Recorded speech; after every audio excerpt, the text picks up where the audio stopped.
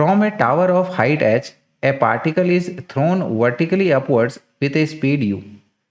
एक h height के tower से एक पार्टिकल को सीधा ऊपर की तरफ फेंका गया है with an speed of u।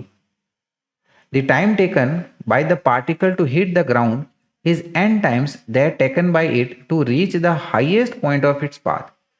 तो इस पार्टिकल को ग्राउंड को हिट करने में जो टोटल टाइम लग रहा है, ये जितना इस पार्टिकल को एकदम हाईएस्ट पॉइंट पर पहुंचने के लिए टाइम लग रहा है उसके n टाइम्स के बराबर टाइम लग रहा है, right. So the relation between capital H, which is the height of the tower, initial speed of the throw of the particle और n के बारे में हमें रिलेशन बताना है। तो देखिएगा डियर स्टूडेंट्स, यहाँ पर हमारी सिचुएशन को डायग्रामेटिकली अच्छे से समझ लेते हैं।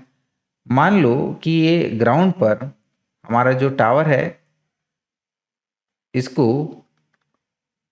जो है हम लोग कुछ इस तरीके से बना लेते हैं कि ये हमारा यहाँ पर टावर है और इसकी हाइट हमें बता रखी है which is capital H।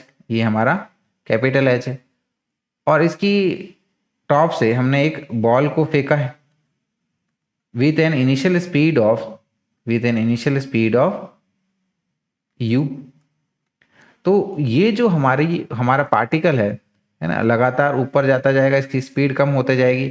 Highest point पर ऑब्वियसली इसकी स्पीड 0 हो जाएगी और उसके बाद में ये वापस से नीचे आना शुरू कर देगा, ठीक है। कब तक? जब तक ये वापस ग्राउंड को ना हिट कर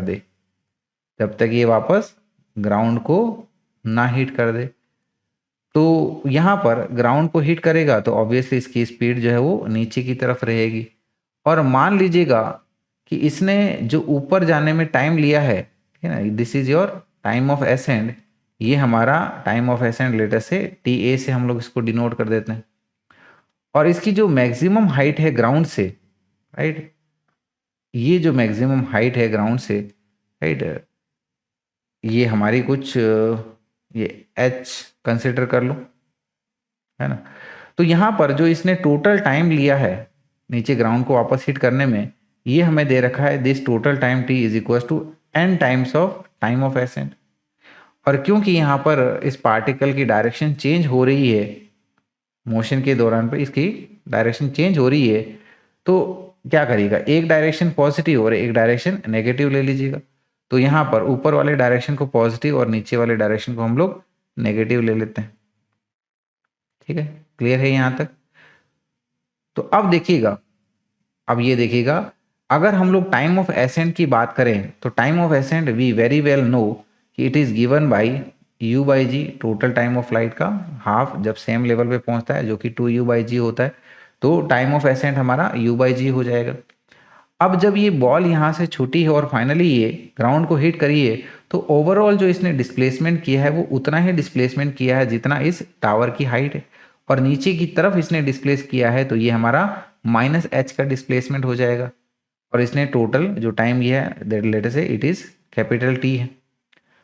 तो हम लोग क्या करते हैं, ये यहाँ पर, ठीक है ना, इस पॉइंट से लेके ये फाइनली आपका जब ग्राउंड को हिट करेगा, इसके लिए हमारी second equation of motion apply कर लेते हैं। तो सेकंड इक्वेशन ऑफ मोशन के अकॉर्डिंगली हम लोग कह सकते हैं कि इसका डिस्प्लेसमेंट हमारा -h। Second equation of motion S is equal to ut plus half at²। Initial speed ऊपर की तरफ है तो positive, total time T। Acceleration हमारा नीचे की तरफ है तो -g, यानी कि ये हो जाएगा -12g t², इस तरीके से। So it is -h is equal to u into, ठीक है ना, ये हमारा total time it is given by n times of time of ascend, और टाइम ऑफ एसेंड हमारा कितना है, u/g है। तो मल्टीप्लाइड में ये u/g हो गया -12g, इधर भी सेम यही लिखिएगा, यानी कि ये हो जाएगा nu/g का इस होल स्क्वायर। तो देखिएगा डियर स्टूडेंट्स, ये हो गया हमारा -h इज इक्वल टू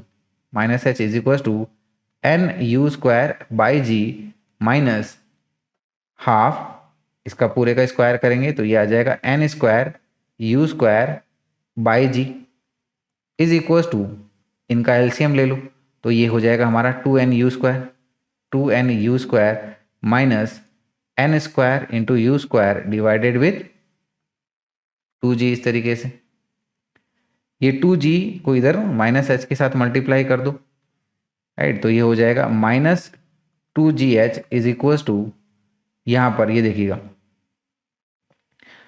इन दोनों टर्म से हम लोग nu² को कॉमन ले सकते हैं, तो nu² को यहाँ से कॉमन ले लीजिएगा तो ये बचेगा इसमें से 2 माइनस n इस तरीके से। और वी कैन से, है ना, यहाँ पर ये माइनस साइन इधर साइड मल्टीप्लाई कर दो तो वी कैन से कि 2g capital H is equal to nu² into n-2 इस तरीके से। तो ये रिलेशन हमें कुल मिला के H N और U के बीच में देखने को मिल रही है और यही इक्वेशन हमको हमारे ऑप्शन सी में ऑब्जर्व हो रही है। तो यानी कि सही आंसर हो गया हमारा ऑप्शन सी इस तरीके से।